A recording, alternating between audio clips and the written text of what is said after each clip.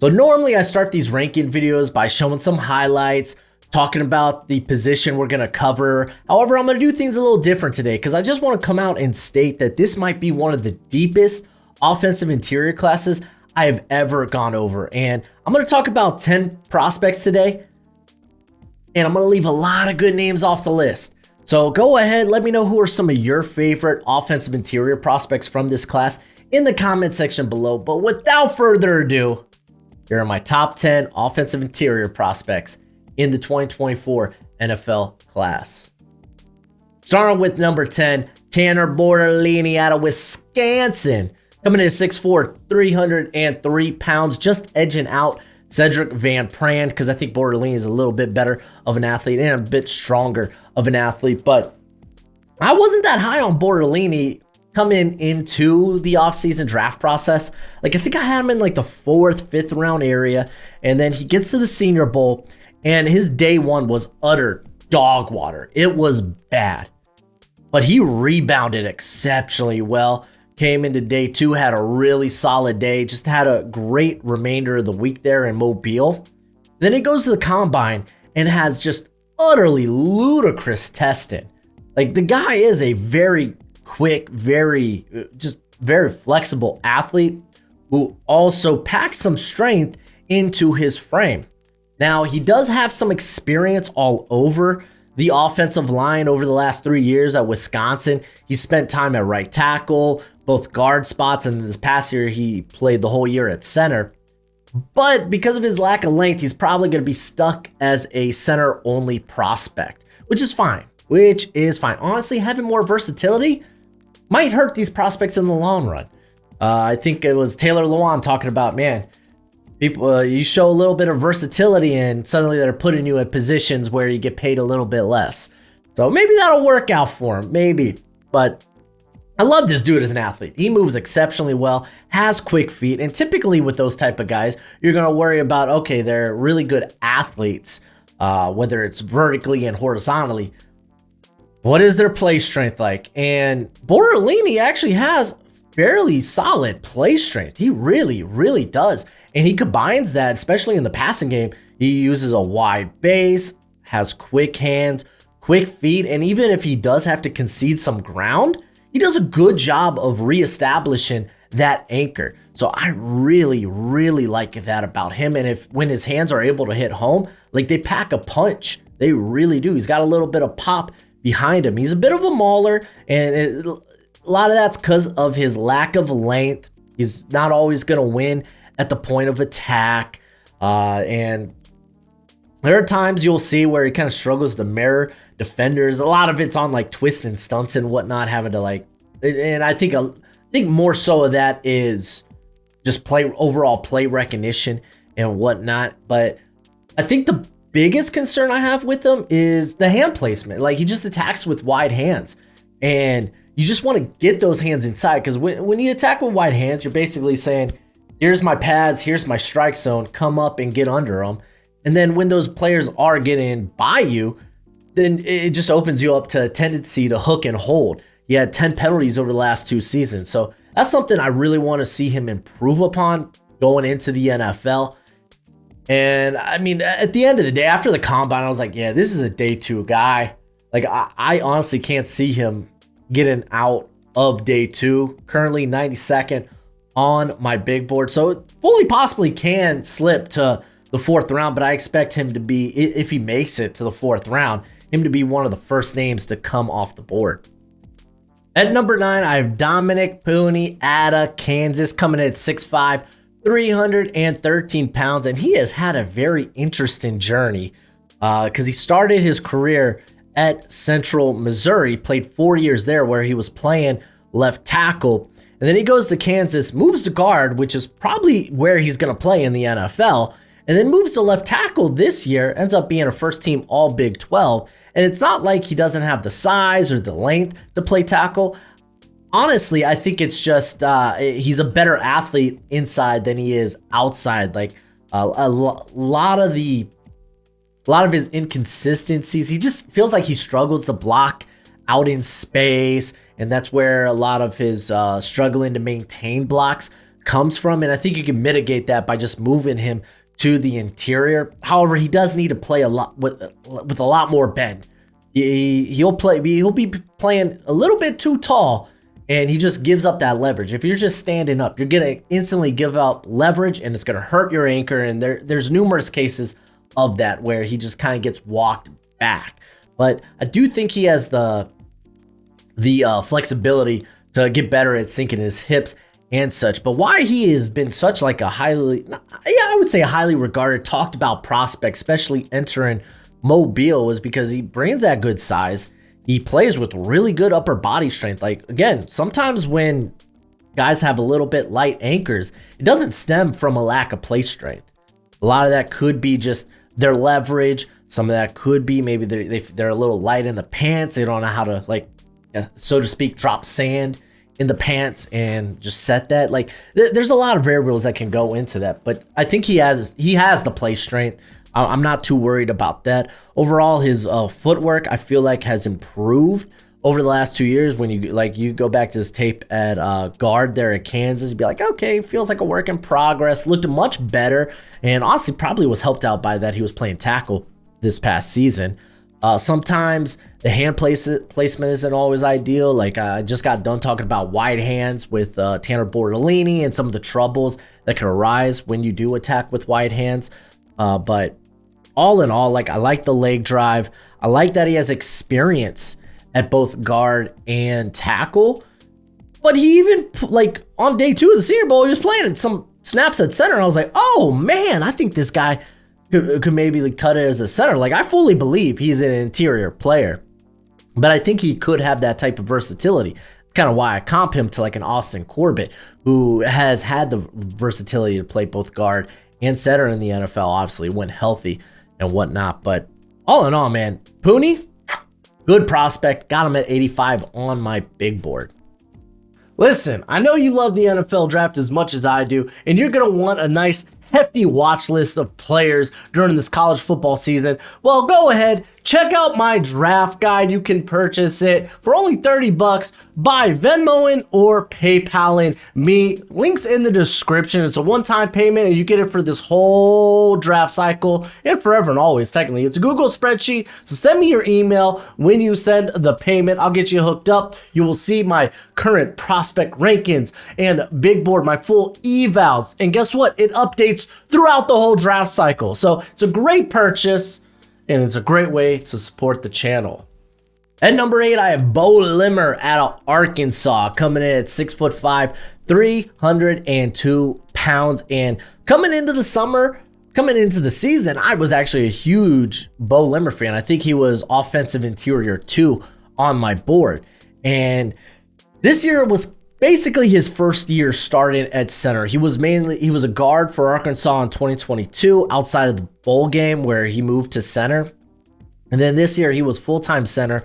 And you could tell definitely his first half of the season where it was still all beginning to click for him, to that second half of the season where it was like, this is the player I watched at guard just a year prior. And he's probably going to have to stick at center because of the lack of like just length in general. But he is such a good athlete. It's like, you know what? I think he can make it work at guard if he really needs to. He's a very high IQ player with a lot of play strength. It legitimately, like, I remember going back to his like 2022 tape. I remember I was watching Dante Corleone from Cincinnati because that was kind of his first start. And I was like, man, he's just getting bossed by this Beaux Limmer cat. Like, oh man, that's where I initially was like, okay, Beaux Limmer, we're gonna watch that guy this summer. And oh man, whether he is tying you up with good grip strength or he's just hitting you with strikes, his play strength is on display. He's shown very, very quick feet. His ability to reset is pretty darn good. I know a lot of people are going to be like, man, I remember that one rep at Mobile where T'Vondre Sweat bent him backwards, because we're going to pretend like T'Vondre Sweat wasn't doing that to a lot of guys.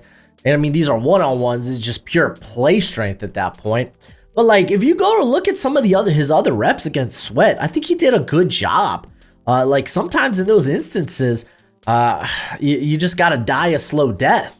You got to just minimize how much these big hog mollies are just pushing the pocket. And I think he does a good job at that. He does a really good job of resetting his anchor and kind of causing like a hourglass effect where it's just kind of trickle, and affords his quarterback quite a bit of time. But I do like the play strength. I like the foot speed, and he has that bury him 6 feet deep mentality the NFL just absolutely loves. Another guy where I'm like, I could see him going in the 3rd round. I could see him going midday 2 in all honesty.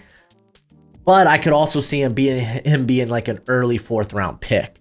Again, because like this class is so good, I feel like these rankings are going to be all over the place for people. I couldn't find a great comp for him because I was really looking, because I do think he's going to be a center in the NFL. So I was mainly looking at centers, and I came across Daniel Kilgore, at least in terms of their metrics, height, weight, and such.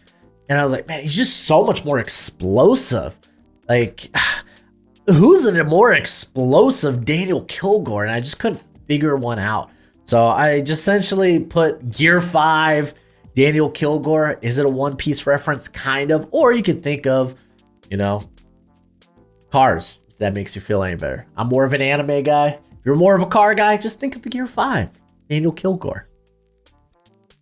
At number 7, I have Cooper Beebe out of Kansas State, coming in at 6'3", 322 pounds, currently 68th on my big board. A guy that feels like he's been in college forever because he's been on like my watch list for like 3 years now. But yeah, the dude has experience like kind of all over the place. He played right tackle back in 2020, golly. And then he moves to left tackle in 2021, where he was a first team All Big 12. Moves to guard in 2022, where he was a first team All American. And then rinse and repeat, he was a first team All Big 12 in 2023. And he might not be like the most mobile guy. Like here, I put he tested quicker than what his actual film is. He's not. He's just not a great athlete on film, and I think that's fine. You look at the interior offensive line, and guys can get away with not being the best athletes. But when you have these guys who have a lot of experience, they have what people say is high football IQ, keep their head on a swivel, know what they're doing, know their assignment, and do it really well, then yeah, these are guys that can make it in the NFL. Like Cooper Beebe is a guy that, again, has been on the radar for a long time for good reason. He's a hell of a good player, and he packs a good punch. Like there's a lot of reps of him just overwhelming defenders with just pure play strength, full body strength. You love to freaking see it. Good grip, very good at the point of attack, and just very disciplined with his technique as well. I wish there was like he had quicker hands, because it does feel like that when defenders do get in under his pads, he doesn't do like I don't want to say he doesn't do a good job, but he necessarily doesn't do the quickest job of getting those hands out of there. So when it comes to maybe some of the limitations he might have athletically, he's probably going to be more of a scheme specific type of prospect, which unfortunately in this case means probably going to be more of a gap power type of scheme. And in an NFL that's moving more to these zone heavy, outside zone, wide zone blocking schemes, it means a more smaller portion of the NFL is going to be looking to get you. But I think whoever does is getting probably a day one starter. Don't know if he's exactly like an all-pro upside, but someone I could see being a starter in the NFL for like the next decade. Kind of where we're at with Cooper Beebe. And when you get to day 2, you're just looking for those kind of starters. nice, reliable, kind of like set it and forget it. Like, hey, what do we need on our offensive line? Well, we ain't got to worry about, left guard. We got Beebe there. Let's look at other places. So, and I mean, I always talk about when it comes to offensive line, just one really bad spot on the offensive line kind of just exposes your whole line. Like, it really does. I always talk about, you want to creep towards average when you're assembling your offensive line. And really, you could tell an offensive line by who their weakest person is there. And that's typically where I start when I start like ranking like NFL offensive lines and whatnot. I tend to look at, okay, who's probably their worst starter?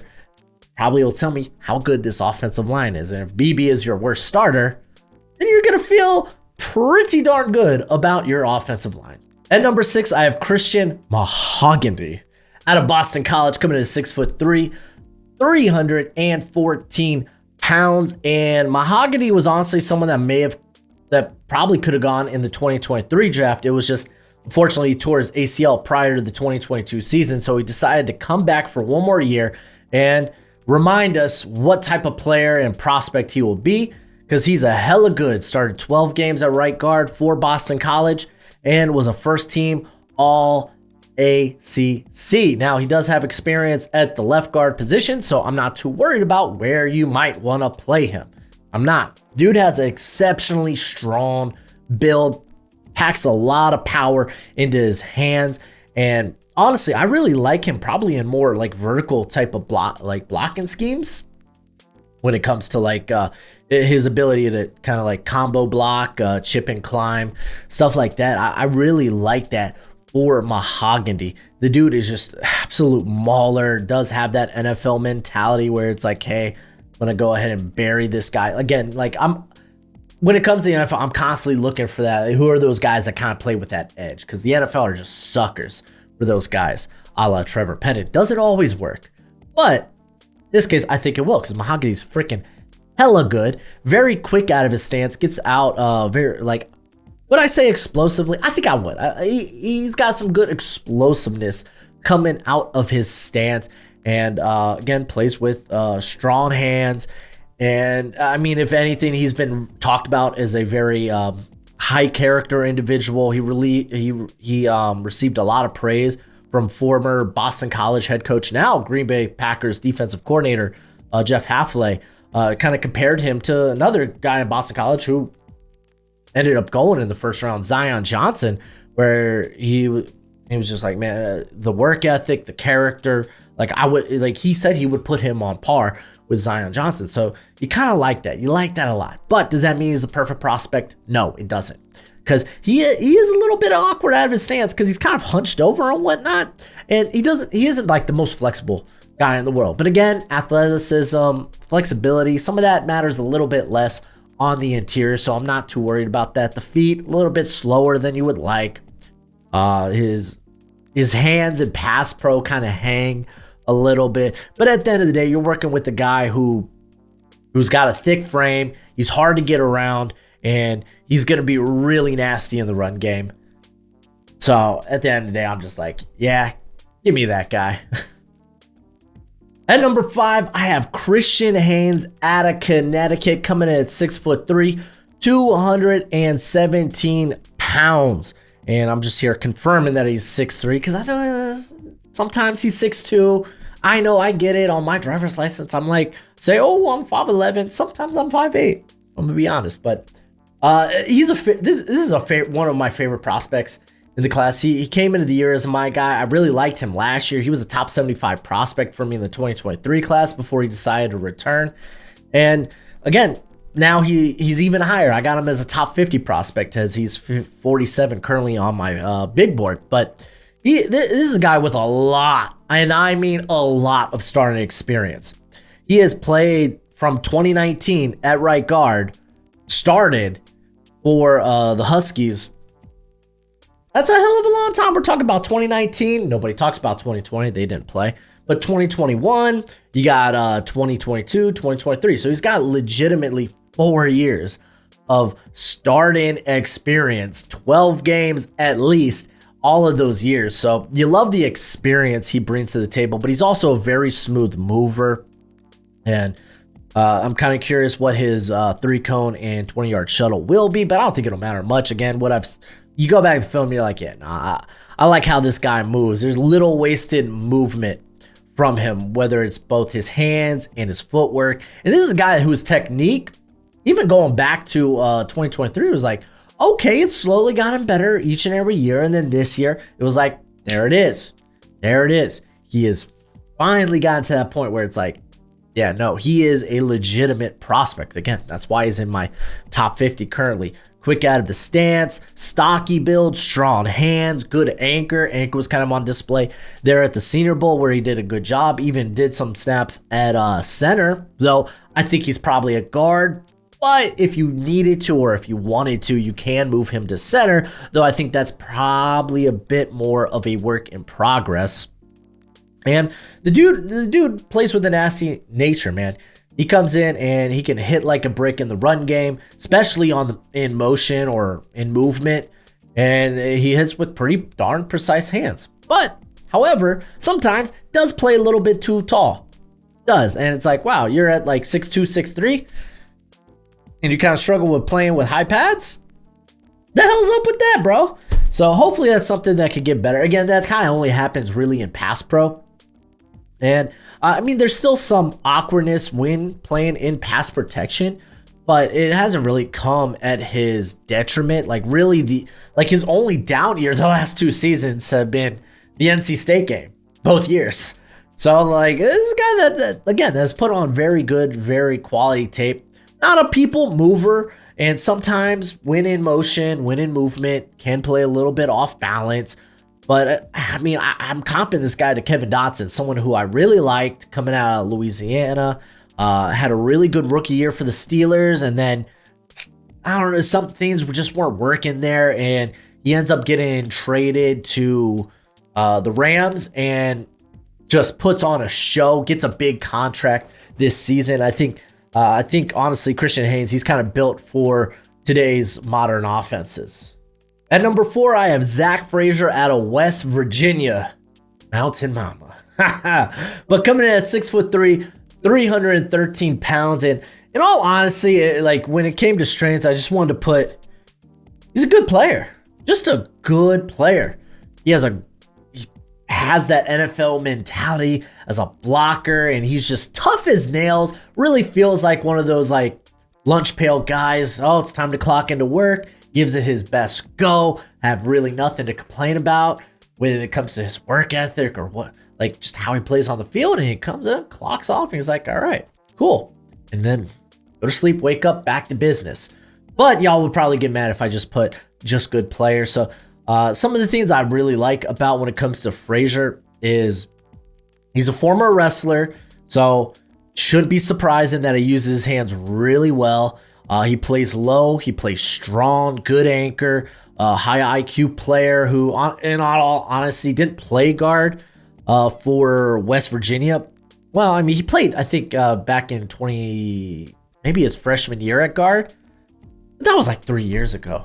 So, but a guy that I think can play guard no problem, so I'm not too worried about it.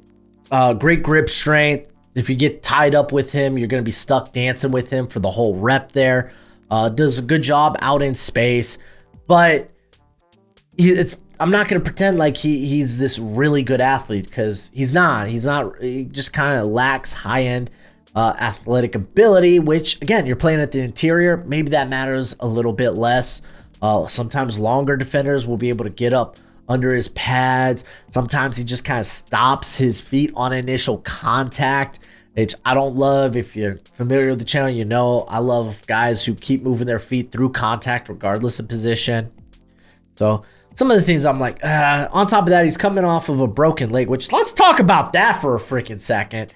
Well, he's already testing it. I'm not worried about the broken leg. But this dude broke his leg, and instead of having his team call a timeout, sitting there waiting for assistance, which isn't a bad thing at all, by the way. I'm just saying he's such a man. Like, he's a man's man. He bear crawls off the freaking field? Oh! Golly, yeah, I can see why a lot of people love him, man. I really can. And in all honesty, I can see him being a very solid center or guard in the NFL. And I don't know if I could see him being like, oh, he's one of the best, but I could see him maybe close to that top 5 discussion. But at the very least, you're probably going to get like a top 10, top 12 starter in the NFL at whatever position you play him at, guard or center, which you can't complain about. That's why he's currently 40 on my big board. Then number 3, I have Mason McCormick out of South Dakota State, coming in at 6'4", 309 pounds. And this is a prospect I absolutely love. I think coming into the year, I had him just inside my top 100. And then going into the Shrine Bowl, he was probably around like the 70s or 80s for me. And then he just utterly dominated the Shrine. He really did. And I was like, holy moly, man, this guy's top 75, probably. And I think I had him in like the 60s range. And then after his combine, I was just like, I think I love him. Is he a my guy? I think he's a my guy. So he's been there at South Dakota State for the last 6 years, been basically starting since 2019. He's played guard, mainly just left guard. I think exclusively left guard, but at the Shrine, he showed position versatility. Like he was willing to go and play center there, and he looked good. Played right guard, looked good. And I'm gonna be honest, with his length and athleticism, I would be shocked if he gets a go at tackle at some point. Like potentially, maybe a starter goes down. Okay, well, shoot, let's just kick Mason McCormick out there and see what happens. Like, again, I would not be shocked at that. Now, like, this dude plays with a lot of power, 32 on the bench, surprises everybody, right? But no, he's a mauler, he's a striker. Dude throws literal haymakers, very quick feet, exceptionally quick feet, climbs the second level with a head full of steam. And if he's coming your way, he's got bad intentions, just go ahead and, I don't know, man. I hope you got a will already set. That's the type of intentions he's coming in with. Again, the quick feet, love it. I love the experience. Like, the dude has over 2,500 snaps over the course of his career. He was a team captain. There's really a lot to like about McCormick.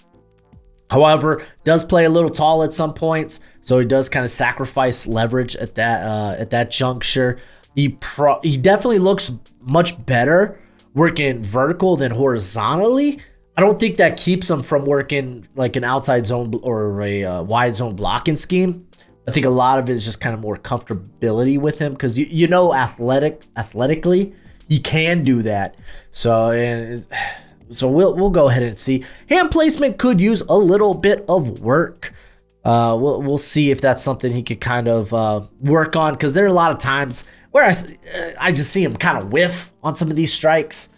So again, kind of nitpicking here. I really love this cat as a prospect. I mean, Joe Bitonio as a comp means, hey, this guy's kind of legit. So I currently have him at 36 on my big board. I would be very surprised if anyone has him really higher. I think he's probably going to hover around a lot of people's top 50, top 60.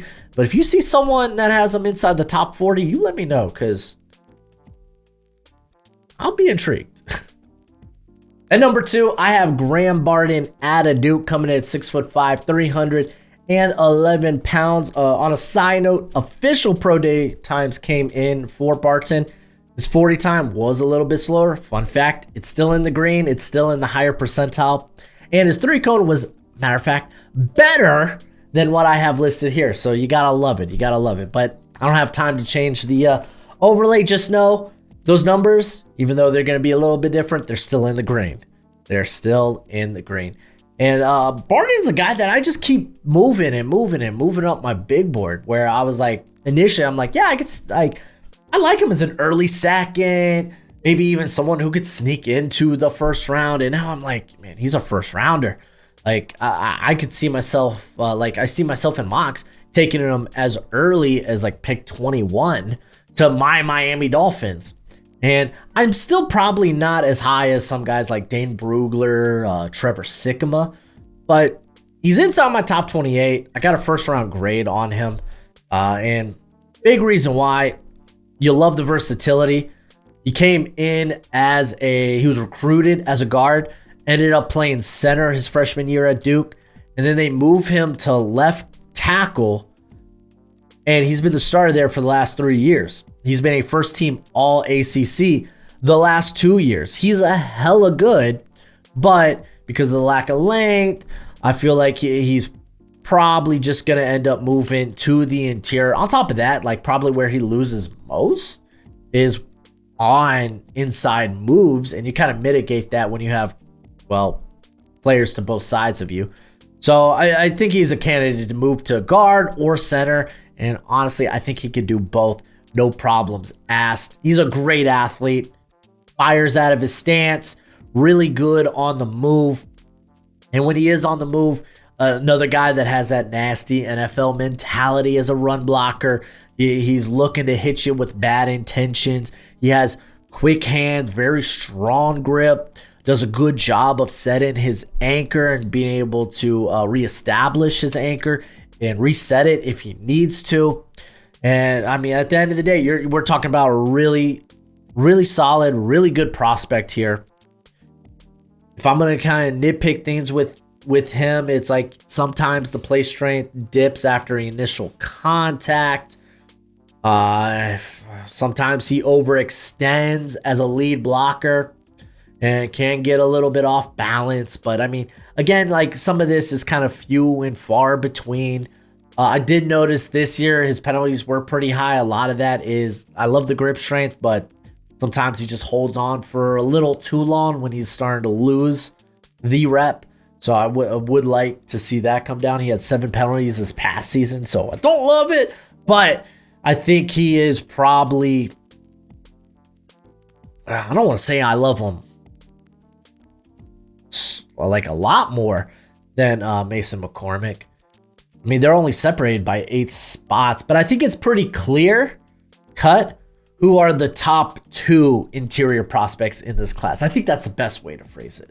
At number 1, if you follow the channel, you probably already know it's Jackson Powers Johnson out of Oregon, and he was someone who was on my radar in October, where I was like, oh man, this might be a top 75 prospect.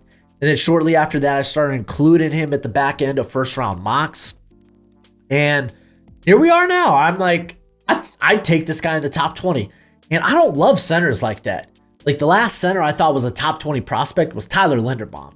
And I would say Jackson Powers Johnson's in the same ballpark. I think I'd still have Linderbaum ahead of him, but Jackson Powers Johnson's hella good. I got him 21 on my big board. Getting a comp for him was kind of hard because at 6'3", 326 pounds, centers just aren't that big anymore.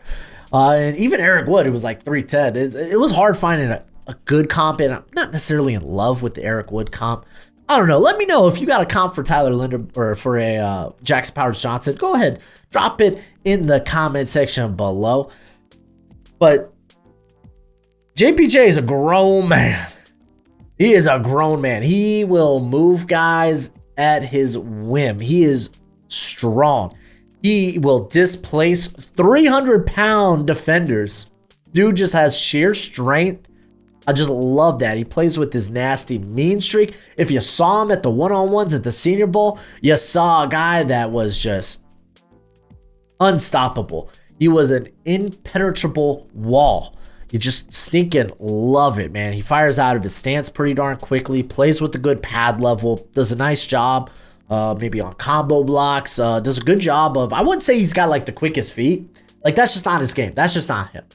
But he does a good job of getting to his landmark and then utterly annihilating whoever's in his path. So I think he could probably play in any scheme, no problems asked. But do know he doesn't have like the quickest feet in this class. And again, I think that's fine. He's shown guard experience in 2022. He was playing right guard, played about 400 snaps there. And then this year he was center all year, was a first-team All-American, won the Remington Award, Remington Trophy. Just freaking love this cat as a prospect. The arm length, it's fine. It's fine. Like, if it was like sub 32, then I'd be like, oh yeah, man, this guy can't play guard. But at 32.25 inch, yeah, if you need him to play guard, he could probably play guard. He's definitely more comfortable moving forward than he is backwards in pass protection. Like, but he only allowed 1 pressure all season. However, did have 9 penalties, so something to take note of. Sorry, there's no perfect prospect. Sometimes the perfect prospect just doesn't exist. Matter of fact, all the time. None of these guys are perfect. There's always something we can nitpick about it. And at the end of the day, that's what I'm doing. I'm nitpicking JPJ because he's a phenomenal prospect. Like, if you're talking about a freaking center in the top 20, dude is hella good. Hella good, and that's JPJ. But again, it's a deep class. Let me know who are some of your guys that I didn't include on this list in the comment section below. And if you want more draft content, check out these ranking videos here. But as always, till next time, be easy, my friends. Later.